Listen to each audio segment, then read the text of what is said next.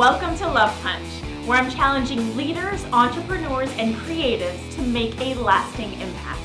I'm your host, Ruby Fremont, and I'm here as a catalyst for you, the new generation of thought leaders. Join me each week as I dive into raw conversations with real impact makers. Hey everyone, I am back and I am on video as well as audio. And I'm here with one of my fave people in the world. Her name is Makenna, and we first connected in, I think it was a few years ago, with a self-run mastermind hosted by a couple of our girlfriends. And I have just absolutely loved her ever since because she is refreshing as fuck in a world of cookie cutter leaders. Makenna is the real fucking deal. So let me just read a little bit of her bio, her official bio. So Makenna is a leadership coach by trade, a cooking school director by passion. She's a no-nonsense coach who helps women and those who desire to, I don't know this word, capacitate them, expand their lives and businesses in congruence with their true desires. She owns La Pichoune, Julia Child's former summer home in France, and is the creator of the Heart First Method, and is also the founder of Aloe Records, one of the few women-owned record labels in the country. She's been featured on YFS Magazine, Mind Body Greened, Condé Nast, Traveler, Vogue Online, Today.com, and the New York Times, among others. She is real as fuck, and I'm super excited to dive into a conversation with you today. Makenna, hello. Welcome to the show. Hello. Thanks for having me here. I'm super stoked. So, Love Punch is all about being real as fuck and unveiling the truth behind what goes on in entrepreneurship, in leadership, because there's just so much bullshit out there. And I feel like so much. Way too much. And you've always been this constant source of refreshment for me. Like, I've always seen you carving your own path and, dare I say, just completely go against the cookie cutter norms. You could say that. Yeah. So talk to me a little bit about that. Oh, wow. Sure. So I've always thought that the capitalism in general was a racket. My poor father would hate hearing me say that out loud. Mm-hmm. He always says he's to the right of Attila the Hun. So in terms of being conservative. So that's my father. But yeah, no, I've always thought that capitalism was a racket. And I always thought that the online world of capitalism was even more of a racket. I basically felt like it was a multi-level marketing firm of coaches. It's like, oh, if you once work with this coach, then you become this level. And then if you raise your prices to this level, you become this level. Suddenly you're a diamond level coach.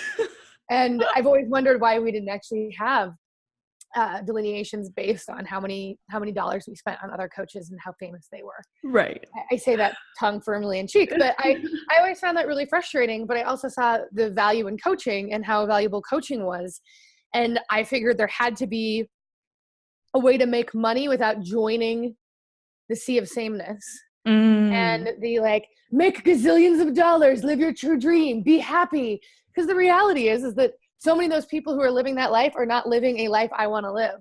Right. And the closer I get to them, the more I see whoa, your $22 million a year company is making you miserable. Right.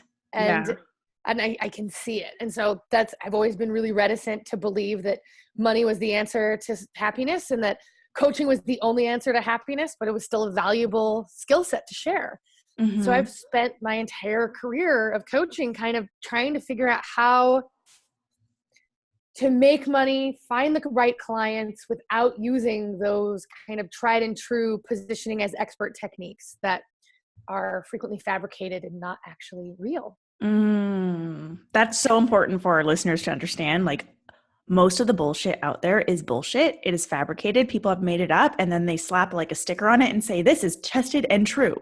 And although it works for like, maybe it actually works for one or two people, but that doesn't mean it's going to work for everyone. We're all individual. We all have like our needs. We all have what we value most in life and what we want to create and, the missions that we want to leave behind. So it's so important to find your own groove. And I love that about you, because you have not only found it, but you embody it in everything that you do and the way in which you show up. I try. No, but I think you hit on a really important point. I think that sometimes these systems, these plans, these cookie cutter coaching methodologies do work, but they often work for a period in time. Mm-hmm.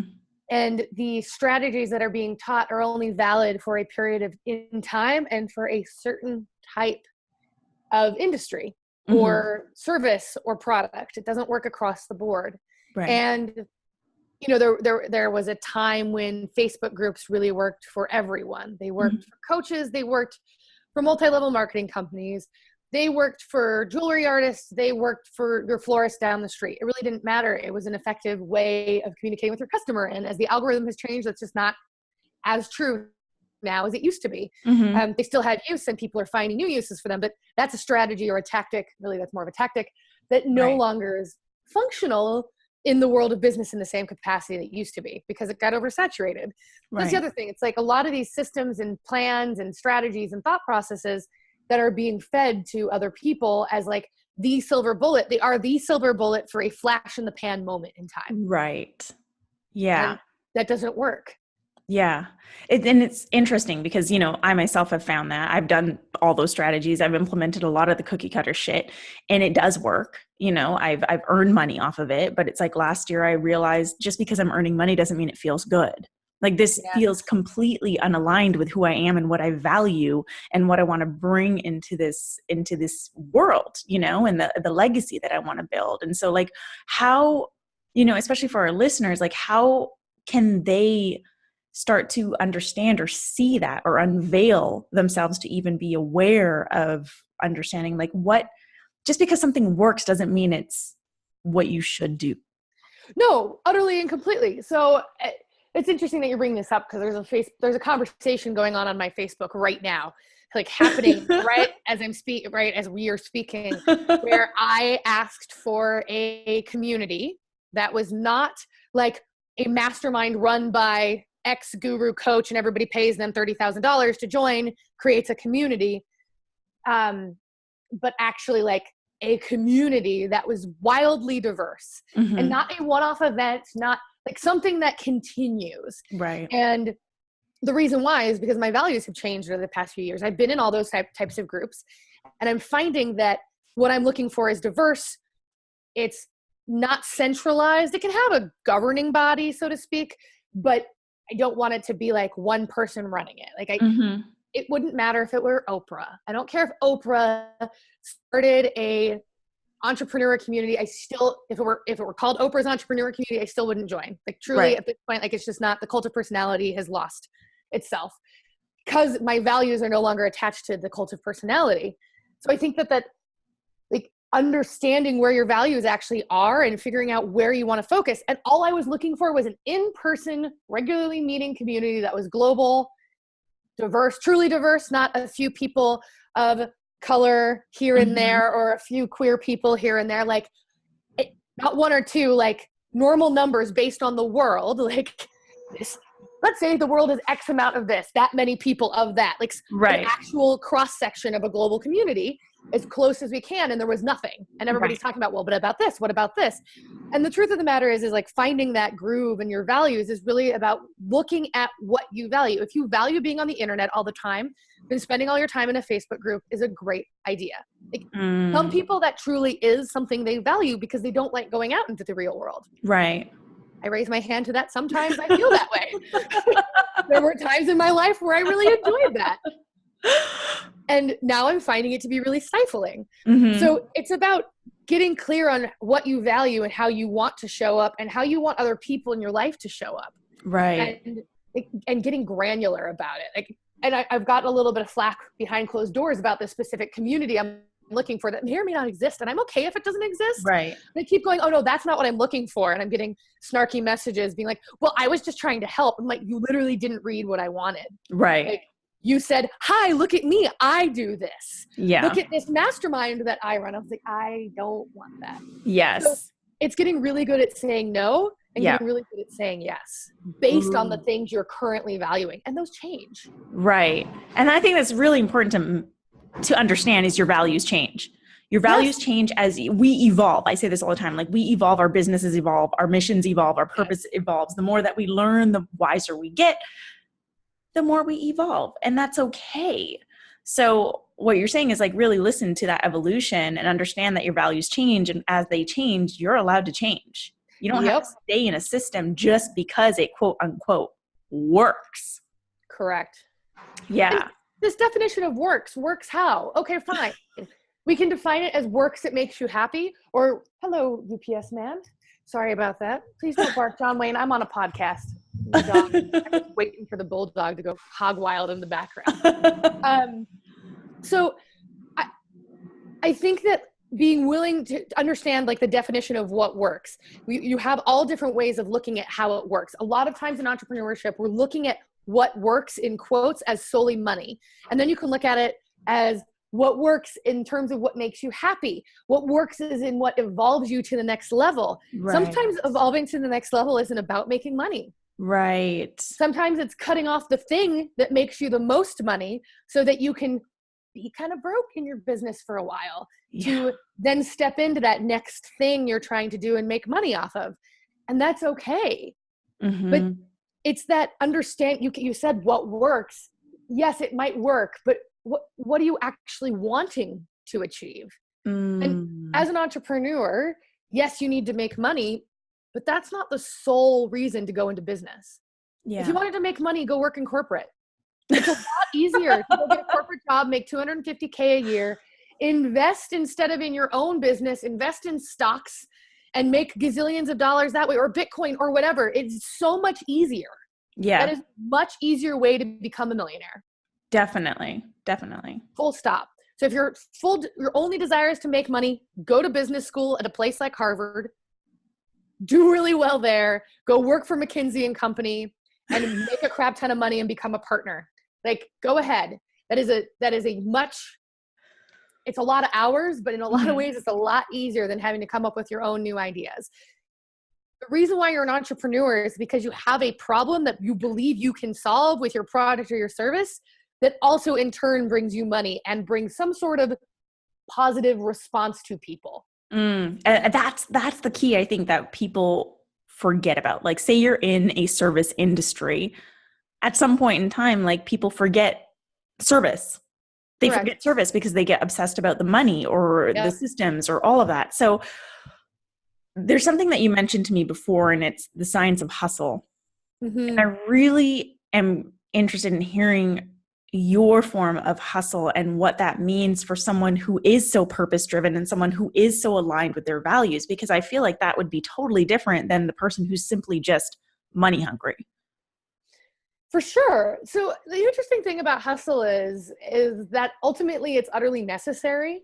Yes. And it's also not sustainable. Mm-hmm. So if you think about someone who is training for an ultra marathon, they will train really, really hard, but they will never train at they're never going to actually train the 100 miles they're going to run in the ultra marathon. They're going to run fast and furious. They're going to run wind sprints. They're going to do long distance run. They're going to do medium distance runs. They're going to do 50 miles here, 30 miles there, 10 miles, but the body can't sustain 100 miles a day in quote unquote preparation for a 100-mile race. That just doesn't work. Same thing with a marathon. You don't train up for a marathon and run a bunch of multi 20 milers plus to train.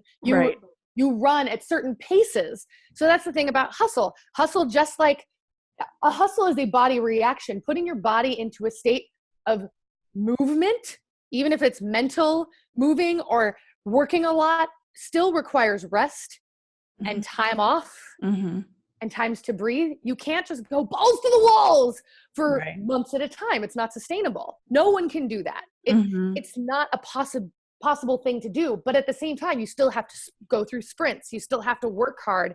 You can't just like sit around with your cabana boy fanning you, staring at the ceiling while your Facebook ads constantly feed you. And if you're able to do that, that meant you probably hustled creating the product that is now doing that. So saying that you didn't is a bunch of hogwash and hooey. It's right. like you worked 100 hours a week for a month to get everything set up. And now you get to sit with your cabana boy, fanning your face, feeding you a Mai Tai. Awesome. But you didn't talk about the 4 weeks that led up to that ability to do that. Right. I feel like not enough people are talking about the real shit that happens within the hustle. And that hustle is real. And there's a lot of people that kind of sugarcoat it and say, oh, this is all about balance and it's all about flow. And it's like, well, sometimes you have to be forceful and be more in your masculine energy and have a unsatiated amount of drive to push forward.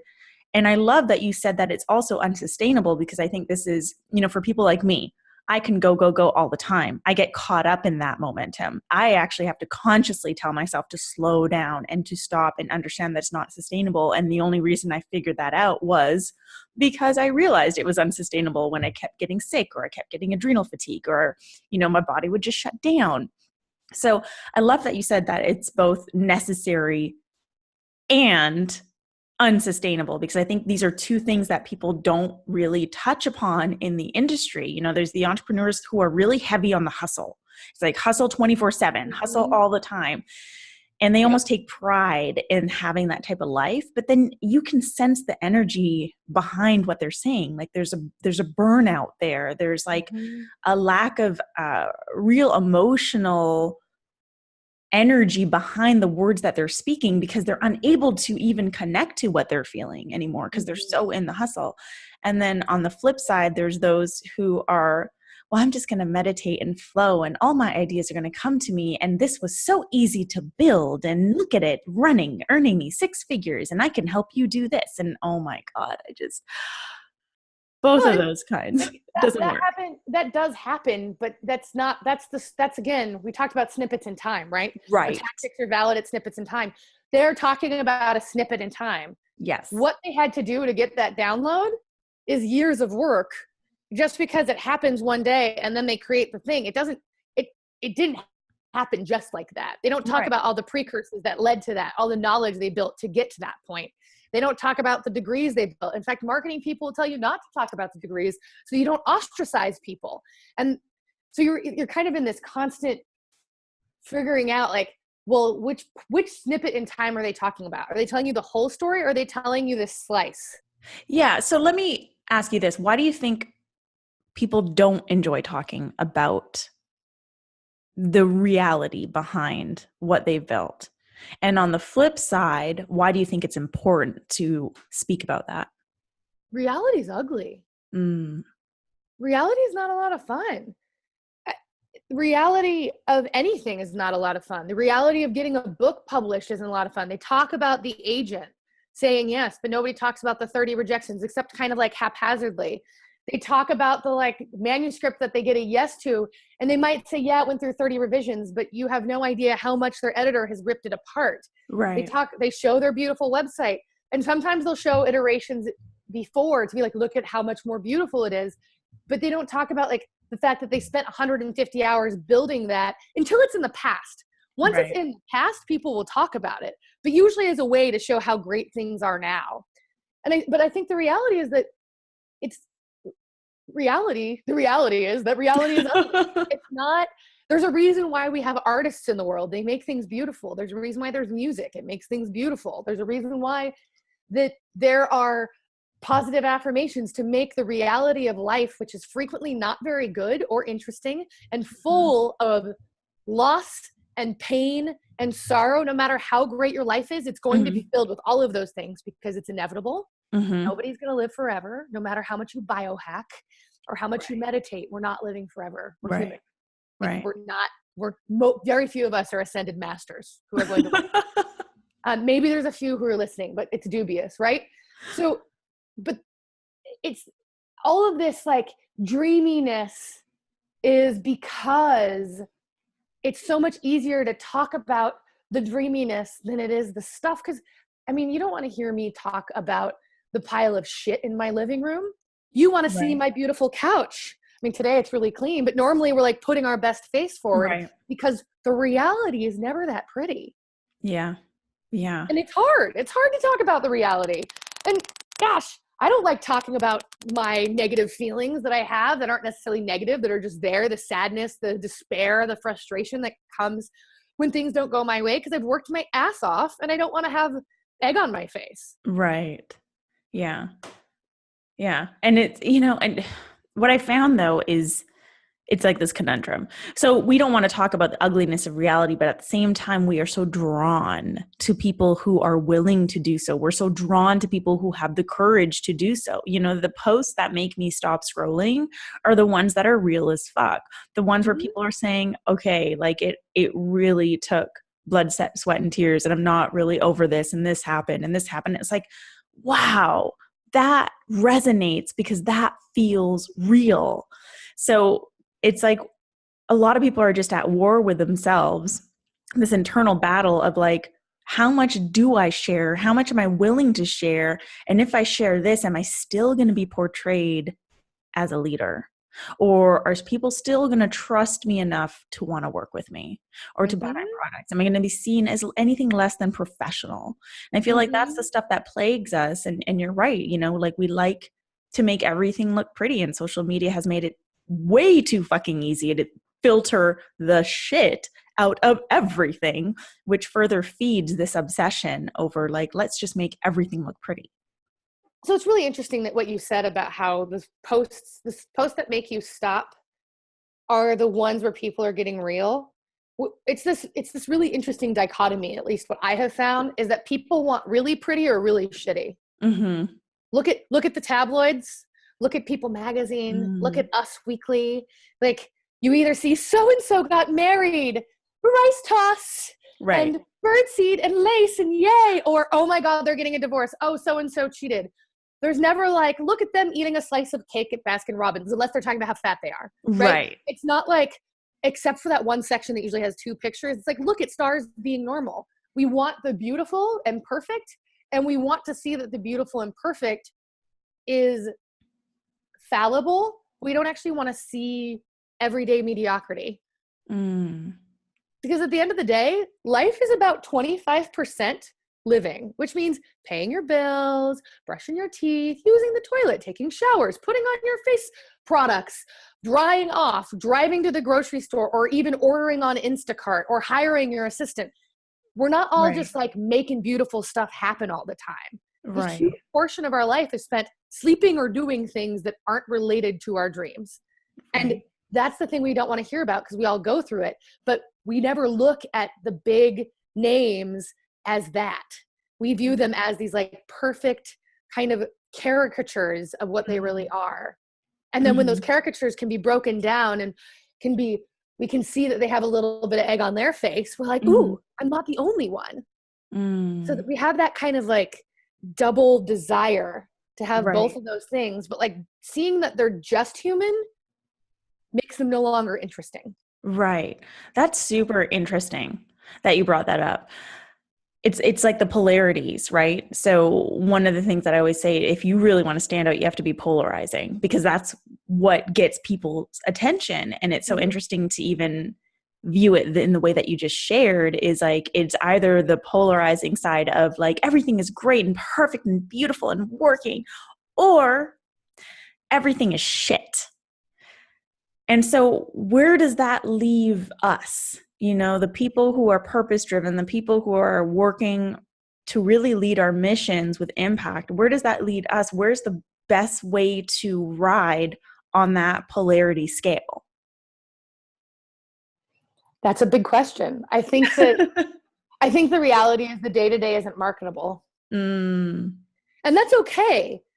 It's just that we as consumers and we as leaders need to be aware of our power or lack of power. So as consumers, we need to remember there is the middle. We need to remember that out of the polarization, there is the squabble they got in with their husband or wife about not doing the dishes. Right. And not like a big knockdown drag out fight, because people love to post about that, but like just you got a little prickly one day when you maybe shouldn't have. We have to be aware that everyone has those. And if we're not seeing anything but shiny, there's something up.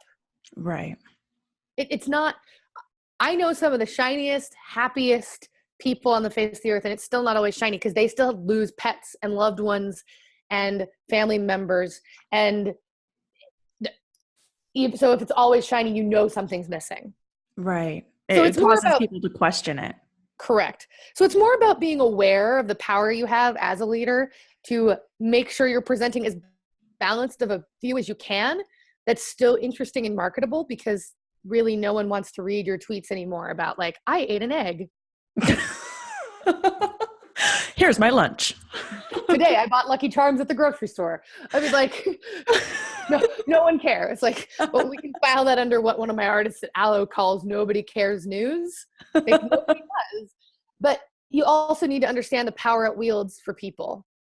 Okay. And use that delicately. Right. So to all of our listeners, like, understand your power and really focus on presenting all facets of yourself. Don't as much just, as you can. Yeah, not just what you're eating, not just all the shit, not just all the good, but all of it, everything in between, to paint like a clearer picture of what's really going on. And I feel like that's it's a responsibility for leaders to do that. I feel, because if we're leading, that means people are following us, which means it would be a disservice to them to portray or paint a picture that isn't accurate. It's almost like cheating them. Yep. Yeah. And that's how people end up falling into these traps of like, oh, I'm just going to do everything this person's saying to do. And oh shit, it doesn't work. And then it perpetuates that toxic cycle of, following and sort of not feeling like you're achieving anything that you really want to achieve. So having that responsibility to show up fully in all facets. Yep. Anything you want to add to that? I think that it's important to be messy without airing your dirty laundry. Oh, so good. Yes. And it's important to lead, and you don't have to be perfect. Like, tone the quote unquote Photoshop down just a little bit. Like, literally and figuratively. Right. So metaphoric and poetic right now. But like, turn it down a little. Like, it's okay. It's better for people to realize, if you're actually trying to make change in someone's life, it's better for them to realize that you're not perfect. It's better for younger women who are younger than you to see that you're not perfect, especially as a female, and vice versa for men. It's important to kind of show the foibles as well as the successes. And not just the metric failures. Like, people talk about failure again all the time, that polarization, but like, just like a little hiccup. Yeah. Important. Okay, listeners, you got that? So this is what you've got to do. I mean, it's not just always about the polarizing opposites. It's about showing everything in between. And I mean, that's what makes us uniquely us as well. And that's what makes it easier to cultivate that following, is by being us, because those who are meant to follow and who resonate with what we're saying in all facets of what we're showing will naturally be drawn to us. So, and then the hustle. Everyone listening, remember, there is a science to hustle. It is necessary, but it is unsustainable. You can't sprint. It doesn't matter how good a shape you're in. You can't just go sprinting into the sunset and keep going. Like, Forrest Gump got tired too, yo. Like, and he wasn't sprinting, he was jogging. Let's be clear. Like, okay, so everyone always remember that analogy, Forrest Gump. Okay, when you're hustling, just remember Forrest Gump. He stopped. Okay, he got tired. He was just like, one day, okay, cool. Now I want to watch that movie again. He totally said, I got kind of tired. That's like what he says. He did. Yes. Okay, cool. Well, Makenna, at the end of every episode, I like to share a love punch. And today it's your turn. So what is your love punch for our listeners? I had one written down, which is so funny. I came all prepared, and now I'm reading it going, well, that doesn't really, it's so boring.